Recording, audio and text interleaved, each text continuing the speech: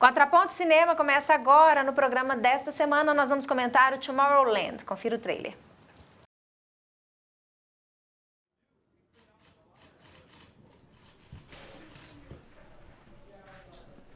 Newton? Yeah. Okay. Got one money clip. $47.32. One Florida State driver's license. Baseball cap. One pen, one pack of Beeman's gum, and whatever that is.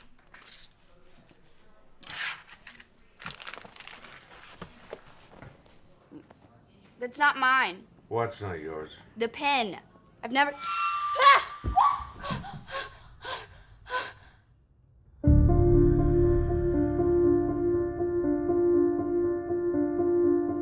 What if there was a place? A secret place where nothing was impossible.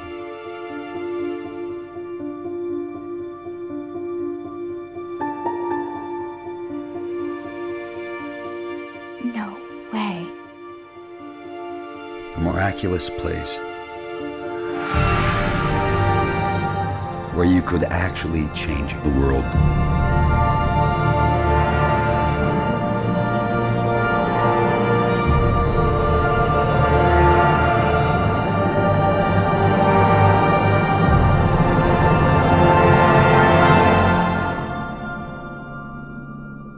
You want to go?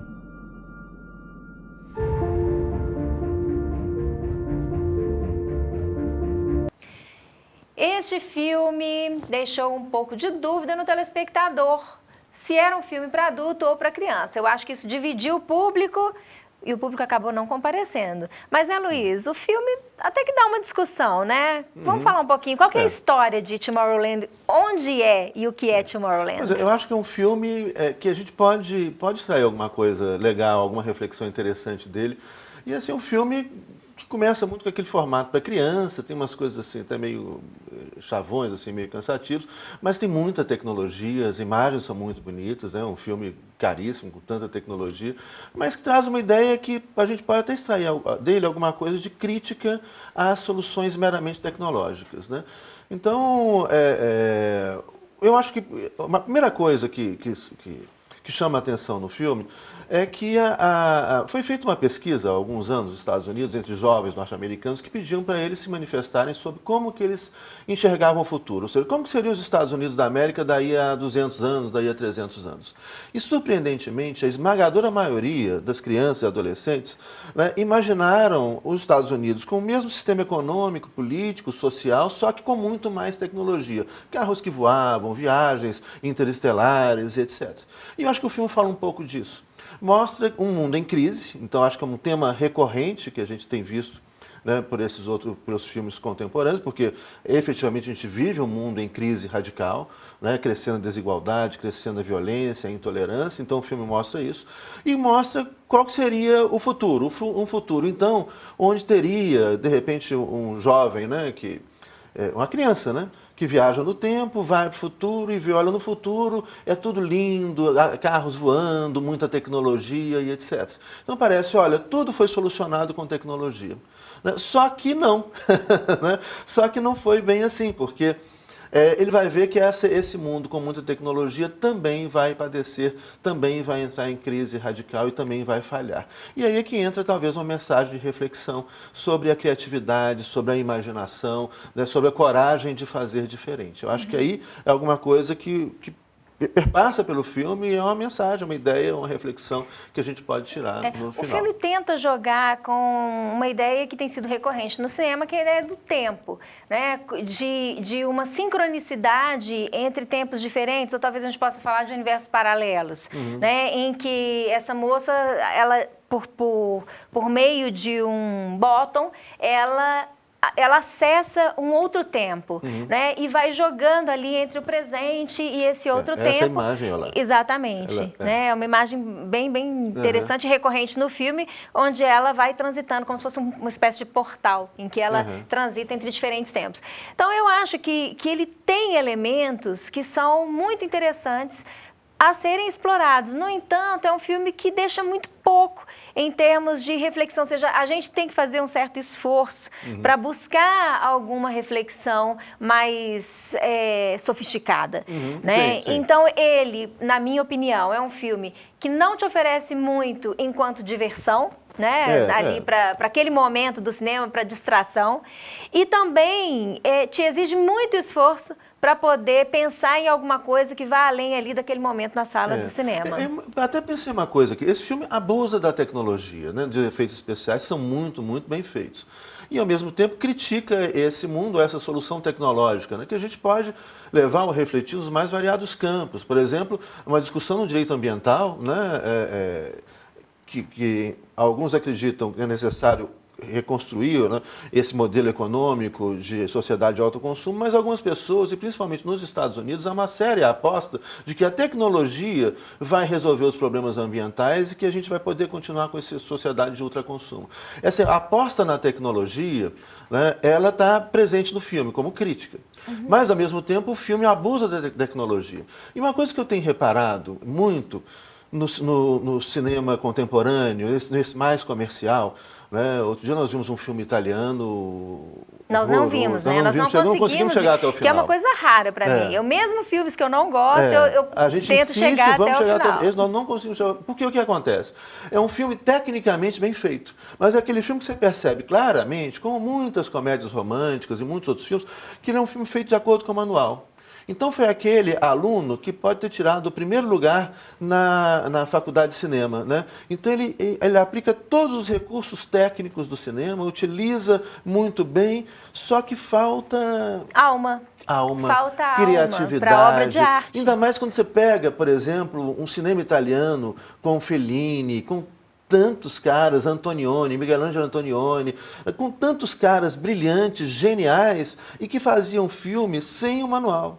Mas a gente tem cada vez, e principalmente no cinema norte-americano, são filmes de manual técnico, né? Então o cara é capaz de reproduzir tecnicamente impecável, mas o conteúdo, a alma, né? Aquela coisa mais, aquela genialidade, está faltando, né? Talvez, Ou está assim, escondido em algum lugar aí, não sei. O que tem de uma mensagem mais positiva nesse filme é que o que sobra dessa tentativa, desse Tomorrowland, são aquelas pequenas subversões, aqueles que não se adaptam, aqueles que não seguem o que se espera de uma sociedade ultra desenvolvida, né?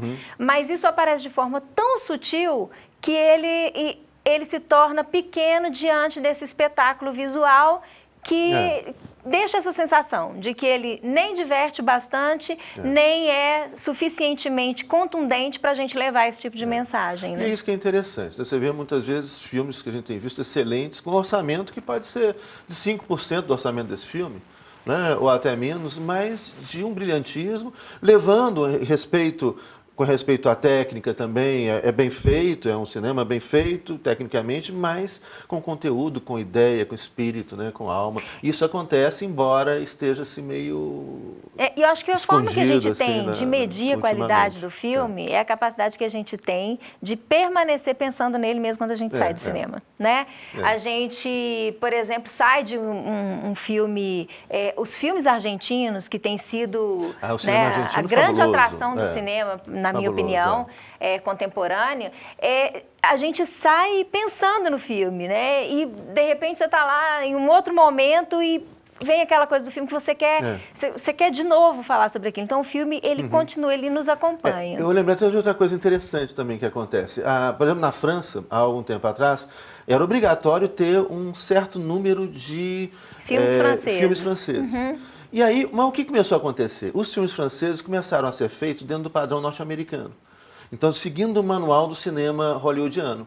Então, de repente, você passa a ter um policial francês, que há 20 anos atrás podia ser a linguagem francesa, uma linguagem sofisticada, uma linguagem psicanalítica, um filme envolvente, de repente passou a ser feito segundo o manual do cinema pop norte-americano.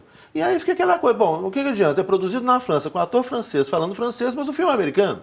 Né? Você perde aquela coisa da personalidade do cinema italiano, do cinema francês, do cinema argentino, do cinema brasileiro, enfim, por aí que tem e que vai caindo nessa pasteurização né, da técnica e do manual do cinema. Eu fiz esse comentário porque assim que a gente saiu do cinema, né, para atestar a qualidade ali do Tomorrowland, para ver qual era do filme, que prometia tanto, teve tanta propaganda, né? E com atores muito bons, de sucesso, renome. Então a gente saiu do cinema e ficou ali naquele esforço, né? Mas vamos ver qual que é a do filme, qual é? E a gente tentou discutir sobre ele. Passou um tempo, eu já... Desapareceu. Desapareceu, assim, o filme desaparece da gente, né? E eu acho que isso atesta, de alguma forma, o fracasso da empreitada. Já né? um outro filme que a gente viu que não sai da cabeça, toda hora a gente menciona, é O Sentido do Amor.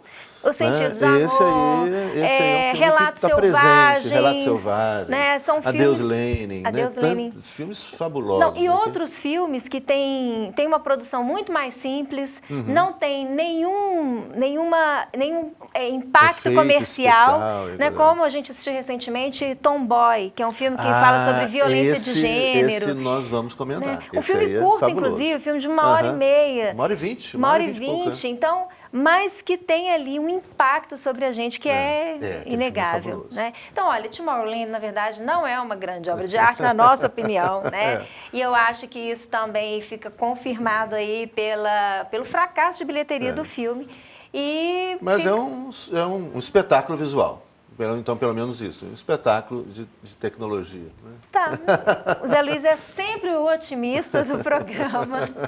Então a gente fica aqui com o Tomorrowland. Na próxima semana a gente vai trazer um filme para recomendar para você. Continue com a programação da TV Comunitária e até a próxima semana.